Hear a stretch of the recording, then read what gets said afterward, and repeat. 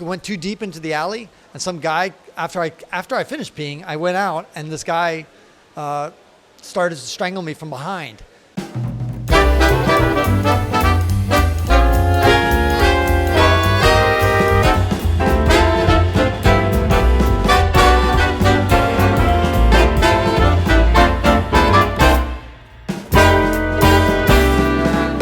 This is Traveller's World, where every episode takes you to new destinations and uncovers incredible travel stories. I'm your host, David Barrett, and today we're joined by an extraordinary traveller who has embarked on some truly remarkable adventures. Let's get started. Presented in partnership with Travel Daily News Asia Pacific, welcome to this latest episode of Traveller's World. Francis, tell us about this amazing journey that you've been on and giving rides to over 3,000 hitchhikers. Yes. Yeah, so I was in Africa for 5 years nonstop, and I had a car. It was a Toyota Hilux, and I wanted to get to know the African people. And one of the problems with taking a car is that it's a very private, bubble-like experience, and so you don't see anything. So to me, inviting Africa into my car was a way to get around that. What inspired you to take this journey? Well, I had never been to Africa in my life, and so Africa's far. I was born and raised in San Francisco, and so it was kind of far. And once I got started, I didn't want to go back and forth a million times. So I thought better just go all in and just see the whole thing nonstop. I never left the continent for those 5 years. What is a highlight moment for you from that time? Wow. One of the best mountains that I climbed was called Margarita Peak, which is the tallest mountain of the DRC, the Democratic Republic of Congo, and Uganda. Everybody goes to Kilimanjaro. Everybody knows Kilimanjaro. This is slightly shorter, but a lot more beautiful and scenic and amazing and has glaciers. So to me, that was one of the highlights. You are a fearless traveller in the places you've gone to. Have you ever felt that your safety has been at risk? Well, there's one time I was getting strangled to death, and that was kind of a little bit worrisome. I was in an alley in Cameroon, and I was looking for a place to piss, and I went too deep into the alley, and some guy, after I finished peeing, I went out, and this guy started to strangle me from behind and choking me, and I couldn't scream because when you're getting strangled, you can't scream. I couldn't breathe, obviously. And I had to wrestle and then another guy came and was trying to empty my wallet and and he was trying to grab my phone. I was holding onto my phone while the other guy was strangling me. So I had a choice. Either I can try to grab the guy's arms and pull him off of me or hold onto my phone, which obviously the phone is more important than my life. And so I held onto that. And eventually I wrestled free and I could scream, and that grabbed some of the people's attention, got out of that situation. That's scary. They got $10 out of me, though. I'm kind of pissed about that. But you continued traveling. It didn't deter you. No, absolutely not. No, I mean, everywhere you live can be potentially dangerous, and there were some close calls here and there, but in general, Africa is a lot safer than everybody imagines. What's been a memorable moment of meeting somebody on your travels rather than a place with the mountain? A memorable moment of meeting somebody? I just was amazed by how the people in Africa, they had, for example, this one guy. I guess this is my most memorable one. In Madagascar, this guy with one leg. Now, most people with one leg will just call it a day. There's a lot of idle Africans sitting around, men who just sit underneath a mango tree and do nothing. This guy was hopping around with a stick to keep his balance, had a bunch of boxes on his head to load up minivans. So that was his job. His job was to load up minivans, and he would carry the stuff on his head, load it up with one leg. So to me, that was one of the most inspiring people I've met in Africa. Foodies. What's been some of the delicious experiences you've had in Africa with food? Or would you say, don't eat, go on a diet? I like spicy food, and so for me, in general, I liked a lot of West African cuisine, which has a good amount of spice in it, but Liberia was a little bit too spicy for what I ran into. And I was once in the Republic of Congo, not the Democratic Republic of Congo, and they showed me not a brain, but actually the head of a monkey. I did not actually get to try it.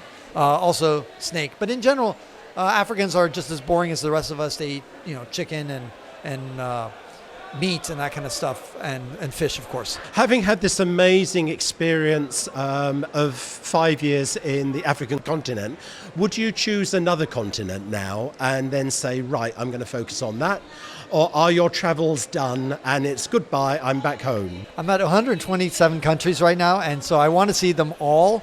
And Asia is where my weak point is. And Asia, I include the Middle East because that's part of the Asian continent. So my next big project is to go to the Middle East and East Asia and spend basically probably at least a couple of years in Asia, including everything from Israel all the way to Japan and the Philippines. Can we follow your travels? Do you have a blog? Do you have a tracker? Do you have videos? Yes, F Tapon is my username in every social media. So F as in my first name, Francis, and Tapon, it's tampon without the letter M. So F Tapon everywhere, ftapon.com. You'll find me. I also have a podcast and a YouTube channel, WanderLearn. With this passion for travel and all your adventures, has that compromised relationships? I look at adventurers like you, where you've traveled amazing places, and wonder how can you balance family life with travel? It's a great question. One way I balance is halfway through my journey in Africa, I met in Cameroon the woman who became my wife, and I married her and then I took her to 32 African countries with me. So the solution to your problem is just drag your wife with you. Now, unfortunately, we are getting divorced, but that's the downside of that. But we had a great, fabulous 8 years of marriage, almost 9. And but I think in general, it is a tough issue. You definitely meet an amazing amount of people on the road, and you have to, at some point, make a quick judgment. Is this worth slowing down and stopping? And I've done that also a couple of times in my life where I just decide to slow down my travel and either stay with the person I've met or, in this case, marry them.